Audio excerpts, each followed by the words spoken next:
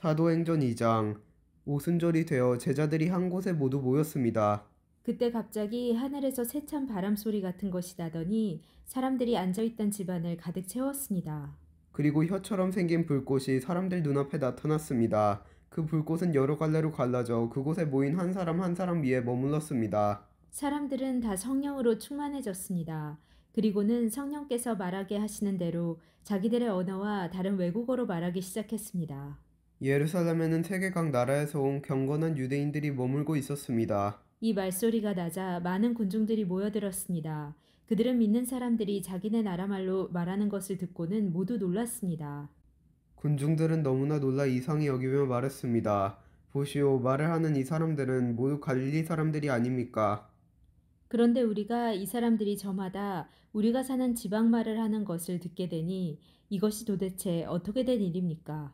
우리는 바데와 메데와 엘람과 메소포타미아와 유대와 갑바도기아와 본도와 아시아와 부르기아와 밤빌리아와 이집트와 구레네에서 가까운 리비아 여러 지방과 로마와 날 때부터 유대인인 사람과 유대교로 개종한 사람과 크레타와 아라비아에서 온 사람들인데 우리는 이 사람들이 하나님께서 행하신 크신 일을 우리말로 말하는 것을 듣고 있습니다. 사람들은 모두 놀라 어리둥절했습니다. 다만 서로 얼굴을 쳐다보며 이게 도대체 어떻게 된 일이지요? 라고 말할 뿐이었습니다. 그러나 사람들 중에는 저 사람들이 술을 너무 많이 마셨다 하며 놀려대는 사람도 있었습니다. 베드로가 11명의 사도와 함께 일어서서 군중을 향해 큰 소리로 말했습니다. 유대 사람들, 그리고 예루살렘에 사는 모든 주민 여러분, 이 일을 여러분께 설명해 드리겠습니다. 내가 하는 말에 귀를 기울여 주십시오.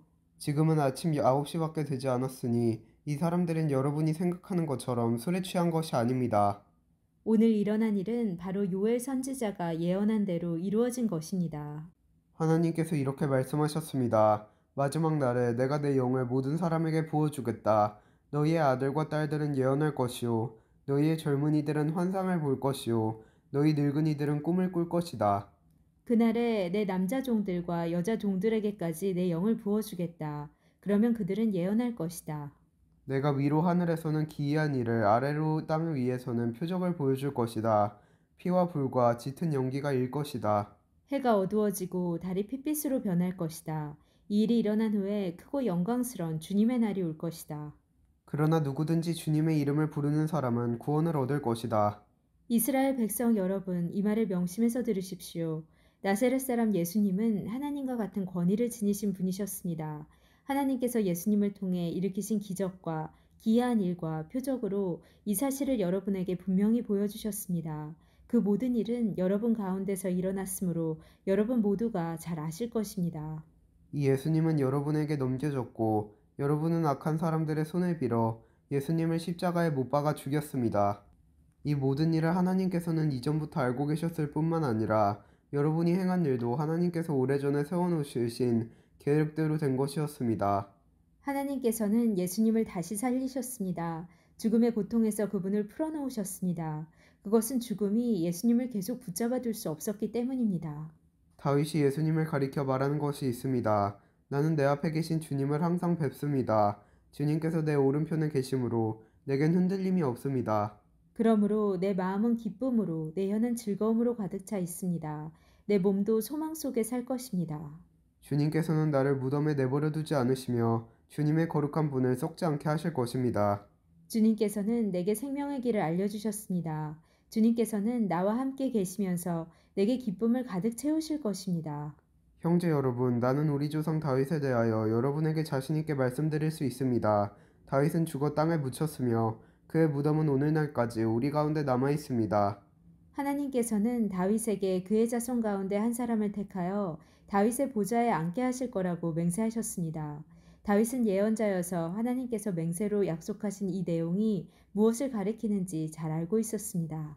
다윗은 이 내용을 미리 알고서 그리스도의 부활에 대해 이렇게 말했습니다. 그분은 무덤에 계속 머물러 있지 않았고 그분의 몸은 썩지 않았다. 이 말씀대로 하나님께서는 예수님을 다시 살리셨습니다. 우리 모두가 이 일의 증인입니다. 하나님께서 예수님을 높은 곳에 올려 하나님 오른편에 앉히자 예수님은 하나님 아버지께서 약속하신 성령을 받아 지금 여러분이 보고 들은 것처럼 우리에게 부어주셨습니다. 다윗은 하늘로 올라가 본 적은 없었지만 이렇게 말했습니다. 하나님께서 내 주님께 말씀하시기를 내 오른편에 앉아 있어라. 내가 너의 원수들을 너의 발 아래 둘 때까지. 그러므로 모든 이스라엘 백성이 분명 알아야 할 것이 있습니다. 여러분이 십자가에 못 박은 이 예수님을 하나님께서는 주와 그리스도가 되게 하셨다는 사실입니다. 사람들은 이 말을 듣고 마음이 찔렸습니다. 그래서 베드로와 다른 사도들에게 우리가 어떻게 하면 좋겠습니까? 라고 물었습니다. 베드로는 이렇게 대답했습니다. 회개하고 여러분은 각각 예수 그리스도의 이름으로 세례를 받으십시오. 그러면 여러분의 죄는 용서받을 것이며 성령을 선물로 받게 될 것입니다. 이것은 여러분과 여러분의 자녀들뿐만 아니라 먼 곳에 떨어져 사는 사람들, 즉 우리 주 하나님께서 부르시는 사람들에게 주시는 약속입니다. 베드로는 이 밖에도 다른 여러 말로 그들에게 호소하고 이 악한 세대에서 구원을 받으라고 권하였습니다.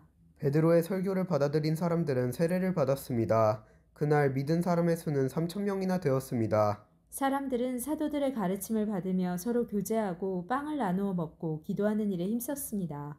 사도들을 통해 많은 기적과 표적이 나타났습니다. 그러자 모든 사람들에게 두려운 마음이 생겼습니다. 믿는 사람들은 다 함께 모여 모든 물건을 공동으로 사용하며 살아갔습니다. 그들은 재산과 모든 소유를 팔아서 필요한 사람들에게 나누어 주었습니다. 그들은 날마다 한 마음으로 성전 뜰에 모였습니다. 그리고 집집마다 돌아가며 함께 모여 기쁘고 순수한 마음으로 식사를 함께 하였습니다. 그들은 그들은 하나님을 하나님을 찬양하였으며 찬양하였으며 모든 사람들에게서 칭찬을 받았습니다. 주님께서는 구원받는 사람을 날마다 늘어나게 하셨습니다. 아멘.